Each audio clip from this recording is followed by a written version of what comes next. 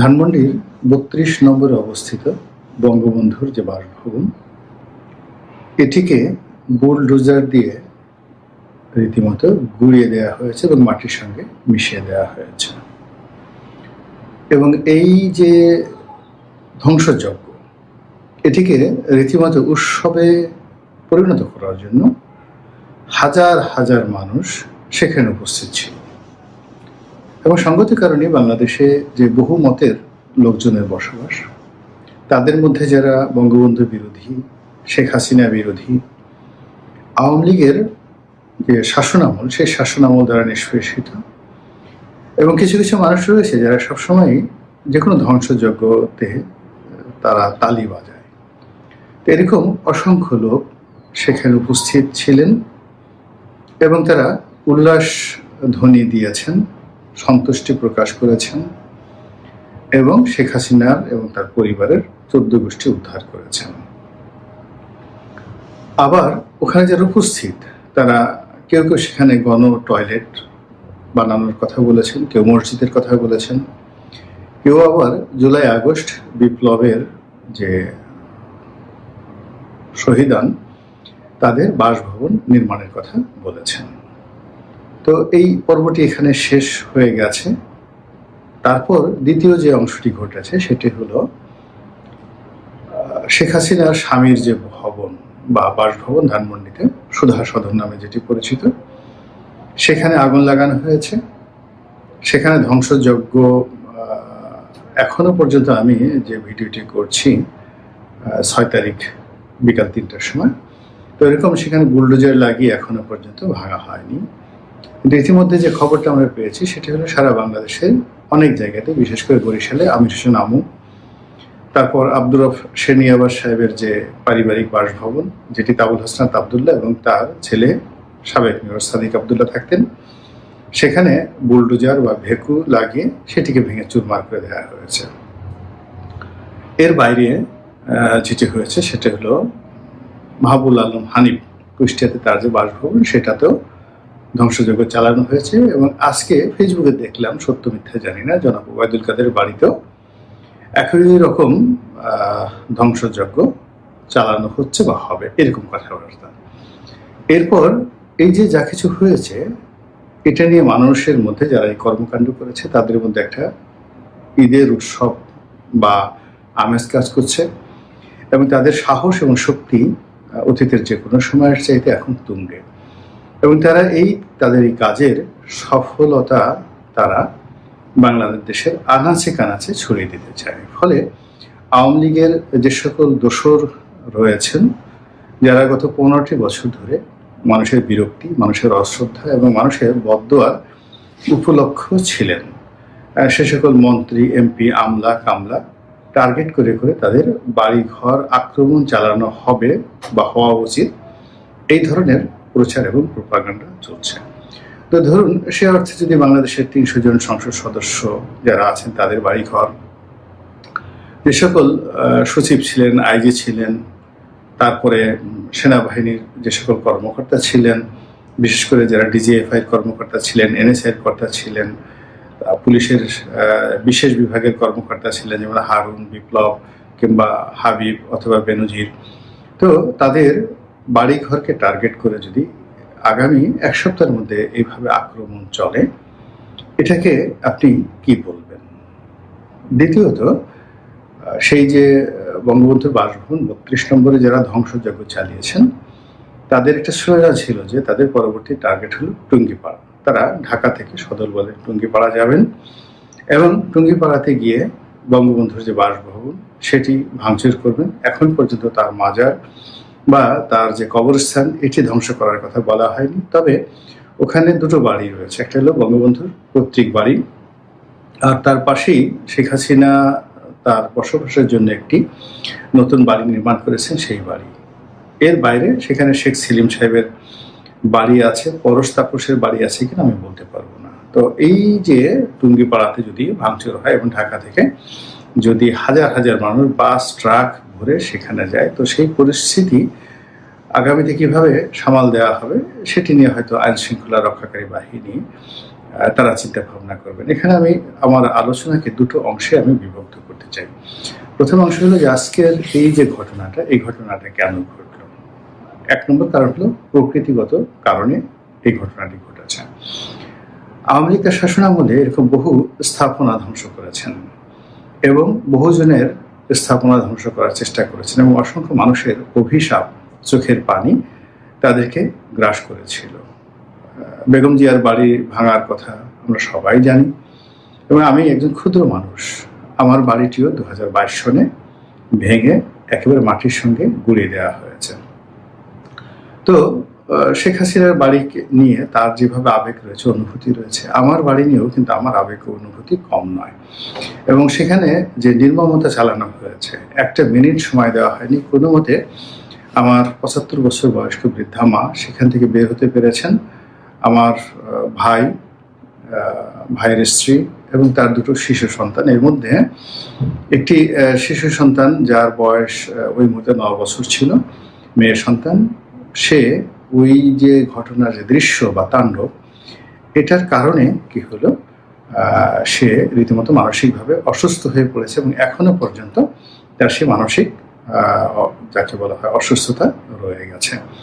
দ্বিতীয়ত, আমার যে ঘরে সেই 60 সন থেকে আজ অবধি পরিবারের অনেক মূল্যবান জিনিসপত্র সেখানে ছিল, টাকা কড়ি, সোনা গহনা অনেক কিছু ছিল। তো সেইগুলো লুটপাট করার জন্য বিশেষ লোকদেরকে ভাড়া করে আনা হয়েছিল, প্রায় 100-150 লোককে ভাড়া করে আনা হয়েছিল এবং বুলডোজারের সাথে আবার হাতুড়ি দিয়ে এই বাড়ির ইট পাথর ভাঙার জন্য আরও 100-150 লোক ভাড়া করে আনা হয়েছিল এবং পুরো ঘটনা ঘটানোর জন্য প্রায় 200-300 পুলিশ সেখানে দাঁড় করিয়ে রাখা হয়েছিল। একজন ম্যাজিস্ট্রেট ছিল, টিএনও ছিল এবং তৎকালীন ডিসি যে ছিল তার লোকজন ছিল। ফলে 2022 থেকে আজ পর্যন্ত আমি বলতে সাহস পাইনি যে ওই ঘরে আমার কত টাকা লুট হয়েছে, কত ভরি স্বর্ণ সেখান থেকে লুটপাট করা হয়েছে। এবং যখন 1 মিনিটের নোটিশে সেখানে এক কাপড়ে আমার মা, 75 বছরের বৃদ্ধা মা, যার অনেক স্মৃতি ওই বাড়িকে ঘিরে, আমরা ওখানে আমাদের ভাইদের জন্ম হয়েছে, আমাদের বিয়ে হয়েছে, আমাদের সন্তানদের জন্ম হয়েছে। তো এই স্মৃতিগুলো আমাকে কিভাবে রীতিমতো পাগল বানিয়ে ফেলেছে, যেটা এখনো আমি স্মরণ করলে পাগল হয়ে যাই। কিন্তু তারপরেও আমি কখনো বদদোয়া দেইনি। আমি সবসময় চেয়েছি যে আমার মতো যারা কষ্ট পেয়েছে, আল্লাহ যেন এই কষ্ট অন্য মানুষকে না দেয়। কষ্টের খুব বেদনা, প্রায় 1 বছর আমরা রীতিমতো ঘুমাতে পারিনি। এরকম আমার মতো যারা হাজার হাজার মানুষ এই সারা বাংলাদেশে রয়েছেন, যারা আওয়ামী রেজিম দ্বারা নানাভাবে অপদস্থ হয়েছেন, ক্ষতিগ্রস্ত হয়েছেন। এবং তখন ওই সময়টিতে আমি বলেছিলাম, সেই 2013-14 সন থেকেই আমি বলেছিলাম যে বেগম জিয়ার বাড়ি ভাঙার যে সিদ্ধান্তটি, এটি রং সিদ্ধান্ত। এটির ফলে আগামীতে যখন ক্ষমতা আসবে বিএনপি বা ক্ষমতার পট পরিবর্তন হবে, তখন 32 নম্বর এবং সুধা সদনও রক্ষা পাবে না। শেখ হাসিনার জমানাতে এই কথাগুলো বহুবার আমি লিখেছি এবং বলেছি। এবং একটা সময় যখন সিদ্ধান্ত হলো শহীদ প্রেসিডেন্ট জিয়াউর রহমানের মাজার যেটি আছে ওটা ওখান থেকে সরিয়ে অন্য জায়গায় নিয়ে যাওয়া হবে, তখন আমি বলেছিলাম যে এই কাজটি দয়া করে করবেন না, এটি হারাম, এটি কবিরা গুনাহ এবং এই কাজ যদি করা হয় আগামীতে বঙ্গবন্ধুর মাজারেও কিন্তু আক্রমণ চালানো হবে।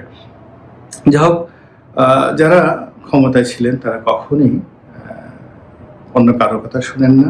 তাদের মতের বিরুদ্ধে কেউ কোনো কথা বললে কিংবা তাদের চিন্তা এবং আদর্শের বাইরে কেউ কোনো কথাবার্তা বললে তাদেরকে তারা গণশত্রু হিসেবে ধিক্কার জানায়। ফলে আমার অবস্থা আওয়ামী লীগে তখন ওইরকমই ছিল।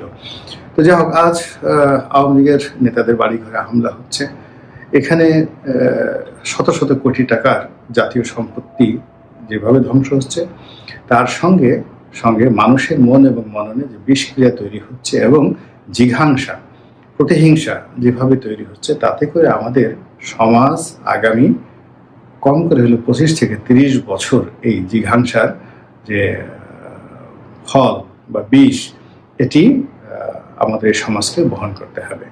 এবং এখন যারা এই কাজগুলো করছেন যেভাবে আওয়ামী লীগ অতীতে এই কাজগুলো করেছেন, আর এখন যারা এই কাজগুলো করছেন, তারা আগামী দিনগুলোতে খুব সুখে থাকবেন, শান্তিতে থাকবেন, ইতিহাস কথা বলে না। এর কারণ হলো সবসময় ঘুরে ফিরে একই জিনিস, প্রতিটি কর্মের একটা সমান প্রতিক্রিয়া যাকে বলা হয় ঘটে। আগামীতে যদি বিএনপি বা আওয়ামী লীগ যারাই ক্ষমতায় আসুক, তারা যদি আজকের এই ঘটনাটিকে ক্ষমা করে দেন, ক্ষমা সুন্দর দৃষ্টিতে দেখেন, তাহলে সেখানে হয়তো একটা যাকে বলে আল্লাহ রাসূল যেভাবে মক্কা বিজয়ের পর একটা ইতিহাস রচনা করেছিলেন, ওরকম একটা ইতিহাস রচিত হতে পারে। কিন্তু যদি ক্ষমা করে দেয়া না হয়, তাহলে মানব সমাজে যে বিশৃঙ্খলা আগামী দিনগুলোতে অক্টোপাসের মতো আঁকড়ে ধরবে, যা কিনা আমাদের এই জাতিটিকে বহুলাংশে পিছিয়ে দেবে। ফলে এটি আগামী দিনের জন্য একটি ব্যাড সিগন্যাল। দ্বিতীয় যে বিষয়টি রয়ে গেছে সেটি হলো মন্দ কাজ। এটি অনেকটা ভাইরাসের মতো, ব্যাকটেরিয়ার মতো, এটা শুধু বাড়তেই থাকে। ভালো কাজ কিন্তু সাধারণত ওভাবে বাড়ে না, কিন্তু মন্দ কাজ এটি বাড়তে থাকে। কাজেই এই যে জিনিসগুলো ঘটছে বা ঘটতে যাচ্ছে, সেই বিষয়গুলোর ব্যাপারে রাষ্ট্র কেন অসহায় এবং রাষ্ট্র কেন এখানে গুরুত্বপূর্ণ ভূমিকা পালন করতে পারছে না। যেমন ধরুন, শেখ হাসিনা বেগম জিয়ার বাড়িটি ভেঙে ফেলেছে। এখন সেটা রাষ্ট্রীয় সিদ্ধান্তে, রাষ্ট্রীয় মেশিনারিজ ব্যবহার করে করা হয়েছে। ফলে সেখানে কিন্তু মব হয়নি, বিশৃঙ্খলা হয়নি, এবং ওটার সূত্র ধরে বিএনপির অন্য কোনো নেতাদের বাড়িতে কিন্তু আক্রমণ চালানো হয়নি, কিংবা বিএনপির লোকজনও কিন্তু আওয়ামী লীগের নেতাকর্মীদের বাড়ি ঘরে আক্রমণ চালায়নি। তো এই যে বর্তমান জমানাতে যারা রাষ্ট্র চালাচ্ছেন, তারা যদি মনে করেন যে গণরায়কে মেনে নিয়ে তাদের বঙ্গভবনকে গুড়িয়ে দিতে হবে, তারপরে গণভবনকে গুড়িয়ে দিতে হবে, ৩২ নম্বরকে গুড়িয়ে দিতে হবে, রাষ্ট্রীয় বুলডোজার ব্যবহার করে, ভেকু ব্যবহার করে তারা যদি এই কাজগুলো করতেন, তাহলে কি হতো, ঘটনাটা সীমিত আকারে থাকতো এবং রাষ্ট্র এর দায় দায়িত্ব নিত, এবং এখন যারা রাষ্ট্রের পরিচালক তাদের উপর দায় দায়িত্ব পড়তো।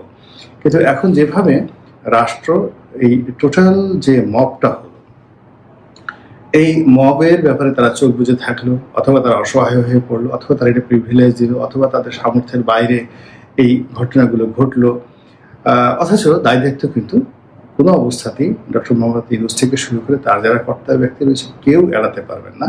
অধিকাংশ এর সঙ্গে হাজার হাজার হাজার হাজার মানুষকে সংযুক্ত করে দেওয়া হলো। এবং আজকের এই যে প্রযুক্তির যুগে কারা কারা সেখানে গিয়েছেন, কি কি কর্ম করেছেন, কিভাবে হয়েছে, সব কিছু রেকর্ড এটি দেশ বিদেশে ছড়িয়ে রয়েছে। ফলে এই রেকর্ডগুলো যখন যে যেভাবে দেখবে, তার মনের মধ্যেই তখন প্রতিহিংসা বা জিঘাংসা জাগ্রত হয়ে যাবে। কাজেই যা কিছু হয়েছে, যে ক্ষতি হয়েছে, সেই ক্ষতি আমরা আর পূর্ণ করতে পারবো না, কিন্তু এই ধরনের ক্ষতি যেন আর না হয় সে ব্যাপারে রাষ্ট্রকে এগিয়ে আসা উচিত, সরকারকে এগিয়ে আসা উচিত।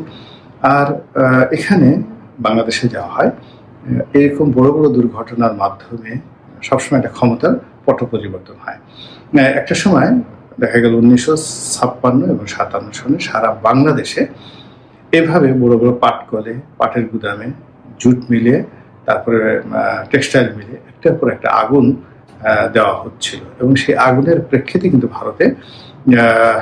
ভারতের মদদে কেউ কেউ বলে এই ঘটনাগুলো ঘটিয়েছে, কিন্তু আলটিমেটলি দেখা গেল যে পাকিস্তানের কেন্দ্রীয় সরকারে এই প্রথম সামরিক শাসন আসলো।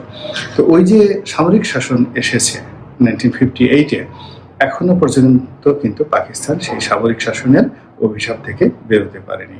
তো কাজেই আমরা যদি একটি ব্যর্থ রাষ্ট্রের দিকে এগোই এবং আমাদের ঘাড়ের উপর যদি একটি সামরিক শাসন দীর্ঘমেয়াদে চলে আসে, তাহলে আলটিমেটলি আজকের যে উল্লাস, সেই উল্লাসের কিভাবে সেটি যে কান্নায় পরিণত হবে, এটা কেবল আগামী দিনই দেখা যাবে। মহান আল্লাহ আমাদের সবাইকে হেদায়েত দান